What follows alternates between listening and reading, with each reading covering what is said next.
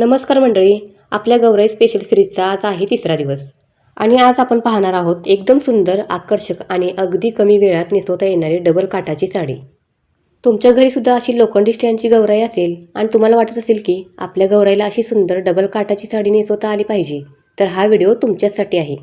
कारण आजची साडी नेसवताना मी तुम्हाला फक्त साडी कशी नेसवायची हेच सांगणार नाही, तर निर्या किती रुंदीच्या ठेवायच्या, साडी स्टँडवर कुठे घट्ट करायची, पदर किती घ्यायचा आणि साडी उलटी दिसू नये यासाठी एक छोटी पण खूप महत्त्वाची ट्रिक देखील सांगणार आहे. म्हणून व्हिडिओ शेवटपर्यंत नक्की पहा, कारण मधला एकही छोटासा भाग चुकवू नका. चला तर मग वेळ न घालवता सुरुवात करूया गौराई स्पेशल सिरीजचा तिसरा दिवस. सगळ्यात आधी आपण साडी घ्यायची आहे. साडीची लांबी आपण आपल्याला स्टँडच्या उंचीनुसार ठेवायची. इथे एक गोष्ट मी तुम्हाला सुरुवातीला सांगते, साडी नेसवताना घाई करू नका, कारण गौराईची साडी सुंदर दिसण्यामागे साडीपेक्षा जास्त महत्त्व असतं. ते म्हणजे आपण केलेल्या निर्या आणि साडीची सेटिंग. साडीचा थोडासा भाग आपण सुरुवातीला सोडून देणार आहोत. हा भाग आपल्याला पुढे साडी गुंडाळायला उपयोगी पडणार आहे. आणि इथेच येते आजच्या साडीचा सगळ्यात महत्त्वाचा भाग. गौराईची साडी आहे म्हणून निर्या मोठ्या ठेवायच्या नाहीत. आपल्याला अगदी छोट्या आणि एकसारख्या निर्या बनवायच्या आहेत. साधारण 2 ते 2.5 इंचाच्या रुंदीच्या निर्या 2 ते 2.5 इंचाच्या रुंदीच्या ठेवल्या तर साडीचा लुक खूपच छान दिसतो.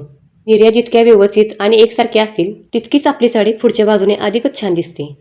म्हणून इथे थोडा वेळ जास्त गेला तरी चालेल, पण निर्या एकसारख्या करण्याकडे नक्की लक्ष द्या. निर्या तयार झाल्यावर त्या हलू नयेत म्हणून वरच्या बाजूला आपण एक सेफ्टी पिन लावणार आहोत आणि मध्यभागी देखील एक सेफ्टी पिन लावून घेऊ. यामुळे आपण पुढची साडीची सेटिंग करत असताना या निर्या विस्कटणार नाहीत. आता आपला जो नेसता पदर आहे तो आपण वेगळा ठेवणार आहोत. तर इथे मी पिना व्यवस्थित अशा लावून घेते. जर तुमच्याकडे चिमटे असतील तर तुम्ही चिमटे पण लावून घेऊ शकता. तर मी पिना लावून घेतली आहे. त्याचबरोबर निर्या पण थोड्याशा व्यवस्थित करून घेते. आता आपण जो नेसता पदर आहे ना तो आपण वेगळा ठेवणार आहोत. हा पदर आपल्याला गौराईच्या स्टँडला मागच्या बाजूने गुंडाळून घ्यायचा आहे. इथे तुम्ही एक गोष्ट करू शकता, जर तुमच्या लोखंडी स्टँडवर साडी व्यवस्थित बसत नसेल तर स्टँडच्या आतल्या बाजूला एखादी साडी गुंडाळून घेऊ शकता. तर तुम्ही इथे पाहू शकता, मी एक साडी गुंडाळून घेतली आहे. यामुळे स्टँडला थोडा भर येतो आणि साडी त्यावर अगदी व्यवस्थित बसते. आता साडीचा मुख्य भाग स्टँडवर सेट करूया. साडी खालच्या बाजूला गौराईच्या पायापर्यंत व्यवस्थित आली पाहिजे. आता मी काय करते, पदराची पण व्यवस्थित अशी पिनअप करून ठेवते, जेणेकरून आपल्याला साडी नेसवताना सोपे पडेल. तर मी पिन अशी व्यवस्थित केलेली आहे. काठ तुम्ही पाहू शकता, तेवढाच काठ वरच्या साईडला घेतला आहे. आता आपण हे स्टँडच्या पाठीमागल्या साईडला ठेवूया. साडी खालच्या बाजूला गौराईच्या पायापर्यंत व्यवस्थित आली पाहिजे. साडी खूप वर राहिली तर गौराईचा लुक अपूर्ण वाटतो आणि खूप खाली गेली तर निर्यांचा आकार बिघडू शकतो.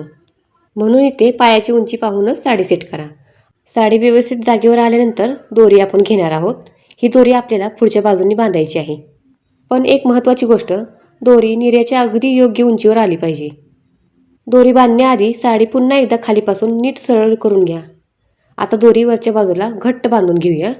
आता ही दोरी मी व्यवस्थित बांधते पाठीमागच्या साईडला आणि गाठ शक्यतो पाठीमागच्या बाजूला बांधायची आपण. गाठ घट्ट असणं खूप महत्त्वाचं आहे, कारण नंतर आपण पदर आणि बॉडी सेट करताना साडी हल्ली तर केलेली पूर्ण मेहनत पुन्हा करावी लागेल. म्हणून गाठ व्यवस्थित आणि घट्ट बांधा. आता पदर आपण आधीच वेगळा काढून ठेवला होता, त्यामुळे या दोरीमध्ये अडकणार नाही. आता येथे आजची एक छोटीशी पण खूप उपयोगी ट्रिक. कधीकधी निर्या केल्यानंतर साडीची बाजू पुढून उलटी दिसते. तुमच्या साडीच्या दोन्ही बाजूच्या डिझाईन एकसारखे नसेल तर ही गोष्ट लक्षात ठेवा.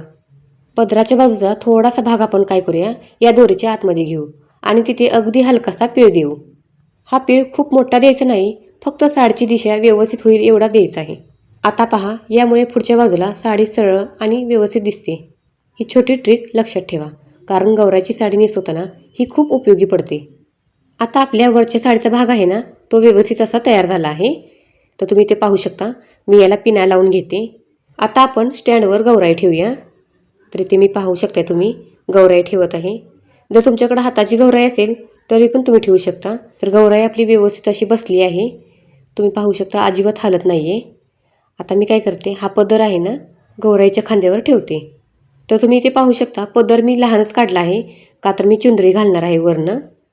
तर पदर आता आपण व्यवस्थित करून घेऊया. पुढून पदर मागच्या बाजूने पुढच्या बाजूला घेऊन खांद्यावरून बाजूला ठेवायचा आहे. पण पदर किती पुढे घ्यायचा हे ठरवताना गौरीच्या डोक्यावरून आपल्याला जेवढा पदर घ्यायचा आहे तेवढी लांबी लक्षात ठेवूनच पदर पुढे घ्यायचा आहे. पदर खूप छोटा ठेवला तर डोक्यावर येणार नाही. तर मी काही डोक्यावर घेणार नाही आहे. हा पाठीमागे सोडणार आहे खूप मोठा ठेवला तर पुढच्या बाजूला आवश्यक कापड जास्त दिसेल. म्हणून आधी अंदाज घेऊन पदर सेट करा. आता पदराला आपण सुंदरपणे खांद्यावर सेट करूया. इथे पदराच्या घड्या व्यवस्थित अशा दिसल्या पाहिजेत आणि सर्वात महत्त्वाचं म्हणजे पदर साडीच्या निर्यांशी जुळून दिसला पाहिजे. आता इथे मी साडीच्या निर्या पण व्यवस्थित करते. आता पुन्हा एकदा संपूर्ण साडी आपण खालीपासून वरपर्यंत पाहून घेऊया. निर्या एकसारख्या आहेत का? साडी पायापर्यंत व्यवस्थित आली आहे का? दोरी घट्ट आहे का? आणि बॉडी अगदी मध्यभागी आहे का? हे 4-5 मुद्दे तपासले की तुमची गौराईची साडी अगदी सुंदर दिसायला लागते. आणि पहा, आपण सुरुवातीला ज्या छोट्या छोट्या निर्या केल्या होत्या त्याचा परिणाम आता स्पष्ट दिसतोय. डबल काठाची साडी असल्यामुळे निर्यांमधून काठाचा लूक खूप सुंदर उठून दिसतोय. म्हणूनच मी तुम्हाला सुरुवातीपासून निर्या छोट्या आणि एकसारख्या ठेवायला सांगितल्या. आता साडीच्या काठाकडे देखील एकदा लक्ष द्या. काठ वाकडा झालेला असेल तर तो हाताने अगदी हलकासा सरळ करून घ्या. गौराईची साडी नेसवताना एक गोष्ट लक्षात ठेवा. साडी किती महाग आहे यापेक्षा ती किती व्यवस्थित सेट केली आहे हे जास्त महत्त्वाचं आहे. घरामध्ये असलेली साधी साडी आणि साधा लोखंडी स्टँड वापरून सुद्धा आपण गौराईला खूप सुंदर रूप देऊ शकतो. आणि म्हणूनच तुमच्या घरी देखील लोखंडी स्टँडची गौराई असेल तर नक्की करून पहा ही पद्धत. आता आपल्या गौराईची साडी जवळपास पूर्णपणे तयार झाली आहे. आणि आता यानंतर तुम्ही तुमच्या आवडीनुसार गौराईला दागिने, हार, गजरा आणि इतर सजावट करू शकता. पाहता पाहता लोखंडी स्टँडवरची आपली गौराई किती सुंदर रूप दिसते. आणि विशेषतः म्हणजे ही डबल काठाची साडी नेसवण्यासाठी तुम्हाला फार मोठी तयारी करण्याची गरज नाही. थोडं नीट मोजमाप, छोट्या एकसारख्या निर्या आणि योग्य ठिकाणी साडीचं सेटिंग, बस इतकंच. तर मंडळी, आजच्या गौराई स्पेशल सिरीजच्या 3ऱ्या दिवसाची ही डबल काठाची साडी तुम्हाला कशी वाटली? तुमच्या घरी लोखंडी स्टँडची गौराई असेल तर ही पद्धत एकदा करून पहा आणि तुम्ही साडी कशी नेसवता ते मला कमेंट करून नक्की सांगा. आणि हो मैत्रिणींनो, व्हिडिओमध्ये कुठे काही शंका राहिली असेल तर कमेंटमध्ये विचारायला अजिबात संकोच करू नका. व्हिडिओ आवडला असेल तर लाईक करा. कारण सिरीजचे अजूनही सुंदर भाग आपल्याला पाहायचे आहेत. तर आजच्या व्हिडिओमध्ये एवढंच. उद्या पुन्हा एका नवीन आणि सुंदर गौराईच्या रूपासोबत भेटूया.